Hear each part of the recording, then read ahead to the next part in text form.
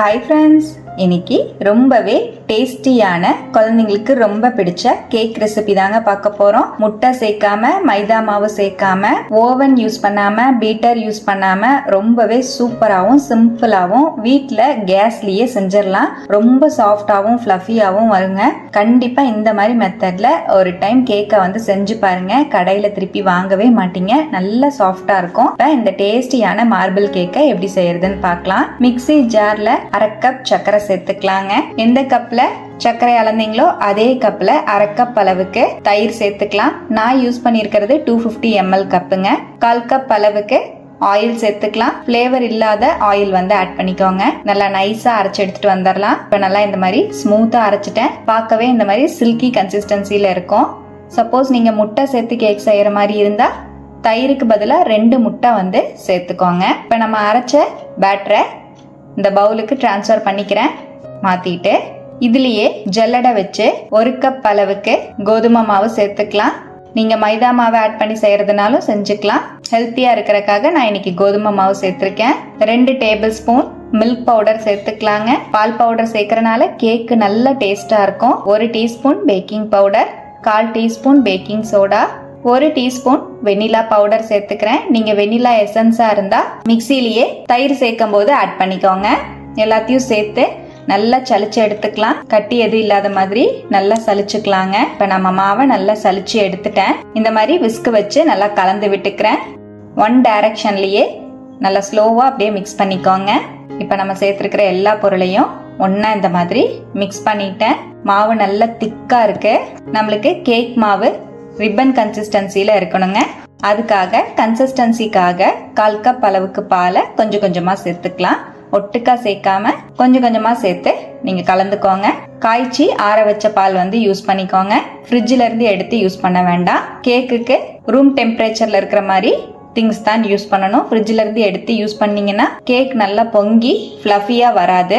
இப்ப 1/4 கப் அளவுக்கு பாலையும் சேர்த்து நல்லா கலந்துட்டேன். இந்த கன்சிஸ்டன்சில இருக்கிற மாதிரி கேக் பேட்டரை ரெடி பண்ணிக்கோங்க. இப்ப நம்ம கேக் பேட்டர் ரெடி ஆயிடுச்சு. நம்ம இன்னைக்கு மார்பிள் கேக் செய்யறனால சாக்லேட் பேட்டர் ரெடி பண்ணணுங்க. அதுக்காக இதே மாவுலயே சாக்லேட் பேட்டரையும் ரெடி பண்ணிக்கலாம். அதுக்காக சின்ன பவுல்ல 1 டீஸ்பூன் இன்ஸ்டன்ட் காஃபி பவுடர் சேர்த்துக்கிறேன். 1 டேபிள் ஸ்பூன் கோகோ பவுடர் சேர்த்துக்கிறேன். இது ரெண்டுமே இல்லாட்டி நீங்க டெய்ரி மில்க் சாக்லேட்டை நல்லா மெல்ட் பண்ணிட்டு நான் சொல்ற மெத்தட்ல ஆட் பண்ணிக்கோங்க. 1 டேபிள் ஸ்பூன் தண்ணி சேர்த்து நல்லா மிக்ஸ் பண்ணிக்கலாம். நான் சுடுதண்ணி சேர்த்திருக்கேன். நீங்க சுடுதண்ணிக்கு பதிலா பால் கூட ஆட் பண்ணிக்கலாம். நல்லா ஃபுல்லா மிக்ஸ் பண்ணிக்கலாம். இந்த கன்சிஸ்டன்சில நல்லா கலந்துட்டு இப்ப நம்ம கேக் மாவை பிரிச்சு எடுத்துக்கலாம். நம்ம ரெடி பண்ணி வச்சிருக்கிற கேக் மாவை நான் வேற ஒரு சின்ன பாத்திரத்துல ஒரு 3 குழிக்கரண்டி அளவுக்கு எடுத்து ஊத்திருக்கேன். இதுல நம்ம மிக்ஸ் பண்ணி வச்சிருக்கிற சாக்லேட் மிக்ஸ சேர்த்துக்கலாம். இப்ப நம்ம இந்த கோகோ பவுடர் காஃபி பவுடருக்கு பதிலா நீங்க டெய்ரி மில்க நல்லா மெல்ட் பண்ணிட்டு இந்த மாவோடையே சேர்த்து கலந்துக்கலாம்.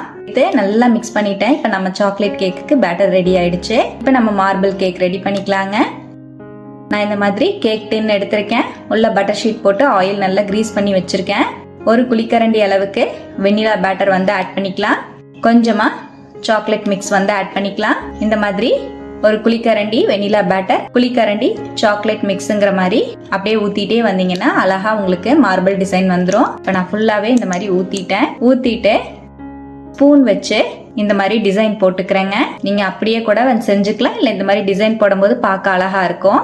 இந்த மாதிரி டிசைன் போட்டு விட்டுட்டேன். லைட்டா டேப் பண்ணிட்டு நம்ம இன்னைக்கு ஓவன்ல இல்லாம கேஸ்ல தான் செய்ய போறோம். கேஸ்ல குக்கர் வச்சிருக்கேன். உள்ள ஒரு ஸ்டாண்ட் ரேக் வச்சிருக்கேன். ஸ்லோ ஃப்ளேம்ல 10 நிமிஷம் ப்ரீ ஹீட் பண்ணிருக்கேங்க. இப்ப நம்ம கேக் டின்ன உள்ள வச்சுக்கலாம். வச்சுட்டு நல்லா ஃபுல்லா கவர் பண்ணிக்கலாம். கேப் எதுவுமே இல்லாத மாதிரி ஃபுல்லா கவர் பண்ணி மேல ஒரு வெயிட் வச்சுக்கிறேன். 45ல இருந்து 50 நிமிஷம் அளவுக்கு நம்மளுக்கு கேக் வேகறதுக்கு டைம் எடுக்குங்க. நீங்க ஓவன்ல செய்யற மாதிரி இருந்தாலும் அதே டைமிங் தான். 180 டிகிரில 10 மினிட்ஸ் ப்ரீ ஹீட் பண்ண ஓவன்ல செட் பண்ணிட்டு 45 நிமிஷம் நீங்க பேக் பண்ணி எடுத்துக்கோங்க. இப்ப நான் ஒரு 45 நிமிஷம் கழிச்சு ஓபன் பண்ணிக்கிறேங்க. நம்ம கேக் பார்த்தாலே தெரியும் நல்லா வெந்திருக்கும். மேல எந்த மாவுமே உங்களுக்கு லிக்விடா தெரியல பாருங்க. நல்லா மாவு வெந்திருக்கான்னு செக் பண்றதுக்காக நைஃப் விட்டு பாத்துக்கலாம். சென்டர்ல விட்டு பாருங்க. அப்பதான் கரெக்டா தெரியும்.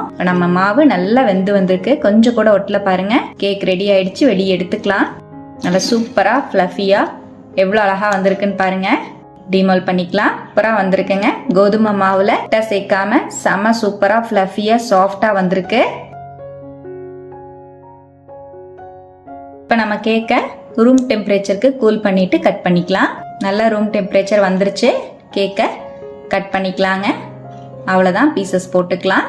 அவ்வளோதான், நம்மளோட மார்பிள் கேக் சூப்பராக ரெடி ஆயிடுச்சுங்க. இப்போ கட் பண்ணிட்டேன். எவ்வளோ சாஃப்டாக எவ்வளோ ஃப்ளஃபியாக இருக்குன்னு பாருங்கள்.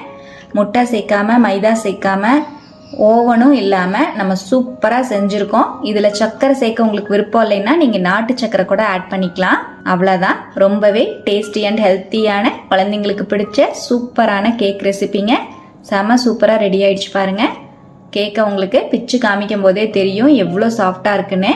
இதே போலவே நீங்களும் உங்கள் வீட்டில் கண்டிப்பாக ட்ரை பண்ணி பாருங்கள். ட்ரை பண்ணி பார்த்துட்டு எப்படி வந்ததுன்னு கமெண்ட்ல மறக்காம என் கூட ஷேர் பண்ணிக்கோங்க. நம்ம சேனலை இப்பதான் ஃபர்ஸ்ட் டைம் பாக்குறீங்கன்னா சப்ஸ்கிரைப் பண்ணி சப்போர்ட் பண்ணுங்க. லைக் பண்ணிக்கோங்க. ஃப்ரெண்ட்ஸ் அண்ட் ஃபேமிலியோட ஷேர் பண்ண மறந்துடாதீங்க ஃப்ரெண்ட்ஸ். தேங்க்யூ.